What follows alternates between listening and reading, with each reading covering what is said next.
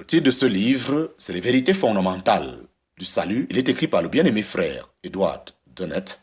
Nous sommes présentement à la 29e partie de ce livre. Chapitre 12, suite. 29e partie, chapitre 12, suite. Nous pouvons maintenant répondre à notre seconde question. Dans quel but les croyants seront-ils manifestés devant le tribunal de Christ? Nous avons vu que ce n'est pas pour être jugés à cause du péché, car la possession de la vie éternelle les en exempte et le jugement dû à leur péché et à leur état de péché a été déjà subi par leur substitut dans sa mort. Mais les croyants seront manifestés afin que chacun reçoive les choses accomplies dans le corps. Et ainsi, c'est pour le croyant l'épreuve de son service dans ses œuvres accomplies dans le corps. On ne peut trop insister sur cette vérité et la serrer dans les cœurs et les consciences, car la pensée que nous devions être manifestés devant le tribunal de Christ nous excitera au zèle et à la fidélité.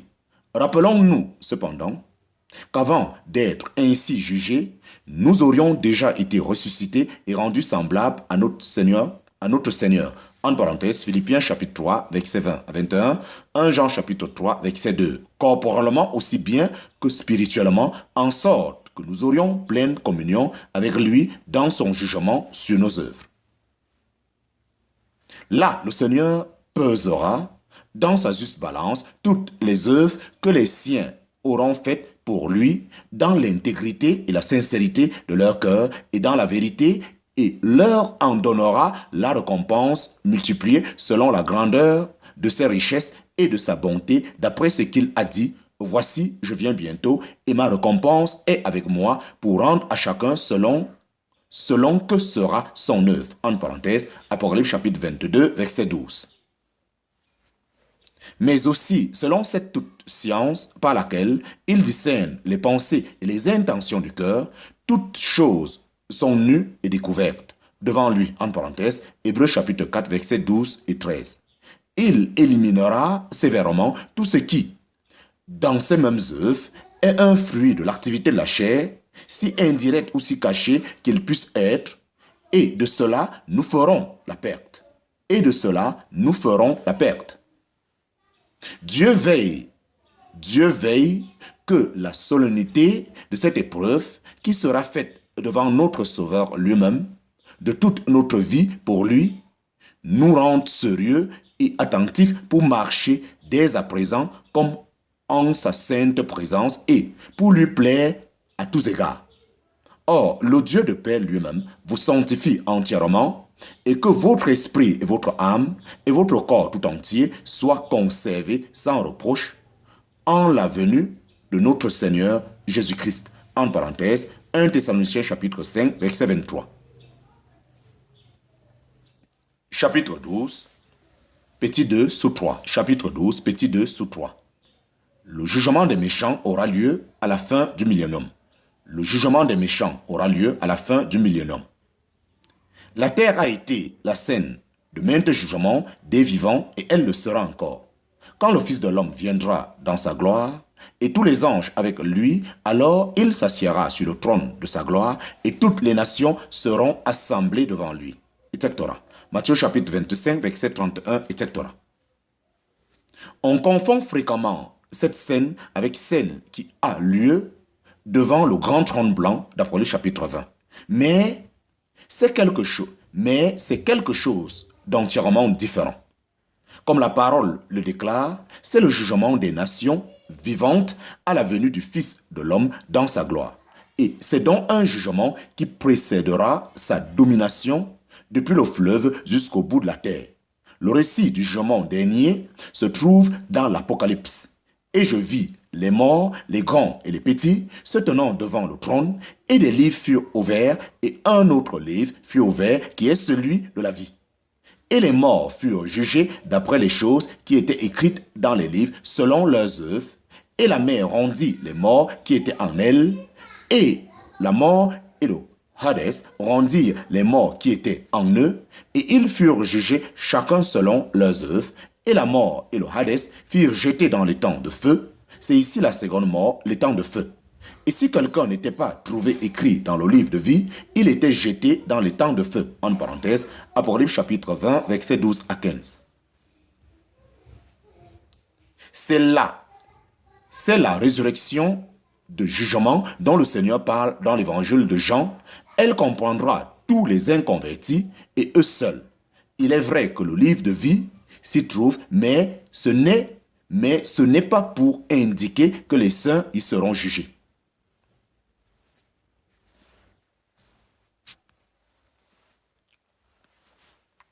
Le livre de vie est ouvert pour démontrer que les noms de ceux qui doivent être jugés n'y sont pas. Et ainsi, ils sont condamnés sur un terrain négatif aussi bien que positif. Leurs noms ne sont pas écrits dans le livre de vie et leur œuvre prouve qu'ils méritent le juste jugement. Ils tombent sans espoir sous la sentence éternelle de l'étang de feu, ce qui est la seconde mort, sentence à laquelle il est impossible d'échapper et contre laquelle il n'y a pas d'appel. Chapitre 12, petit 3, dernier appel. Chapitre 12, petit 3, dernier appel. Est-ce que quelques-uns de mes lecteurs ne sont pas encore sauvés?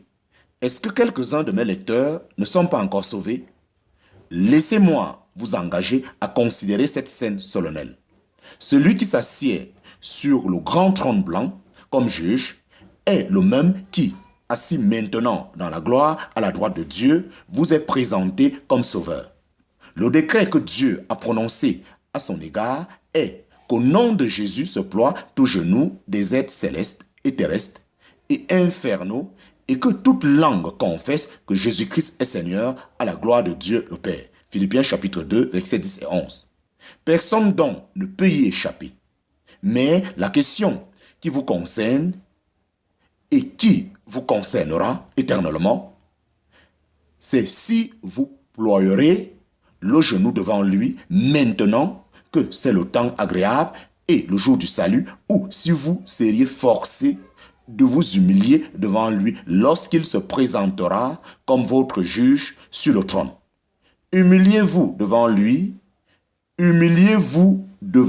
maintenant, vous jugeant vous-même et prenant la place de pécheur, en regardant vers lui comme vers le Seigneur, l'agneau de Dieu qui ôte le péché du monde, alors vous ne viendrez pas en jugement, mais dans sa contemplation,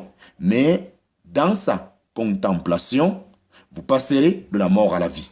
Si vous le refusez comme sauveur, dédaignant la grâce de Dieu qui promet la vie éternelle à tous ceux qui croient en lui, vous auriez à vous humilier sous la verge de son jugement et en même temps à confesser qu'il est Seigneur à la gloire de Dieu le Père. Alternative terrible. Alternative terrible. Oh, que le Seigneur emploie cette pensée même pour vous amener à ses pieds comme pécheurs perdus, afin que, le recevant comme votre sauveur, vous soyez du nombre des bienheureux qui attendent son retour et qui n'auront jamais à comparaître devant le grand trône blanc.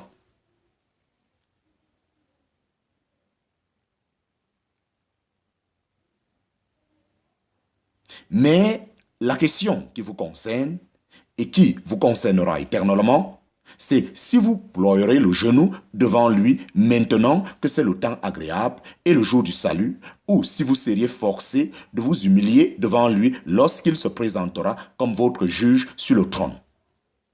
Humiliez-vous devant lui maintenant, vous jugeant vous-même et prenant la place de pécheur en regardant vers lui comme vers le Sauveur, l'agneau de Dieu qui ôte le péché du monde. Alors vous ne viendrez pas en jugement, mais dans sa contemplation, vous passerez de la mort à la vie. Si vous le refusez comme sauveur, dédaignant la grâce de Dieu qui promet la vie éternelle à tous ceux qui croient en lui, vous auriez à vous humilier sous la verge de son jugement et en même temps à confesser qu'il est Seigneur à la gloire de Dieu le Père. Alternative terrible. Oh, que le Seigneur emploie cette pensée même pour vous amener à ses pieds comme pécheurs perdus, afin que, le recevant comme votre sauveur, vous soyez du nombre des bienheureux qui attendent son retour et qui n'auront jamais à comparaître devant le grand trône blanc.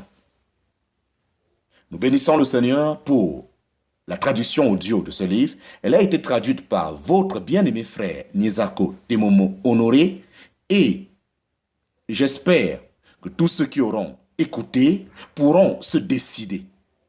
Allez-vous plier le genou devant le maître maintenant ou le ferez-vous pour pouvoir aller à un état de perdition éternelle?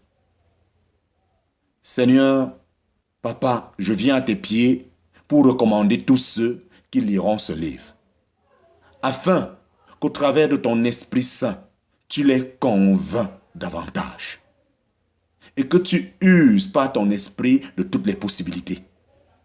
Oh, priant pour moi-même, afin que je ne